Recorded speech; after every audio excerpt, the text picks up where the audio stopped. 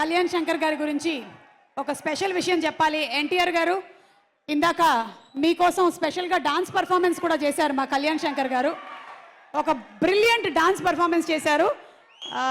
మళ్ళీ అంటే ఇప్పుడు కొంచెం కష్టంగానే ఉన్నట్టు ఒక్కసారి ఎన్టీఆర్ గారి ముందు ఒక పర్ఫార్మెన్స్ కళ్యాణ్ శంకర్ గారు నైరే నైరే అని ఇస్తే బాగుంటుంది అని మా ఫీలు. అంటే ఈయనలో ఈ యాంగిల్ కూడా ఉందా, తగిట తగిట తకదిమి తకదిమి అని అనిపించేలాగా.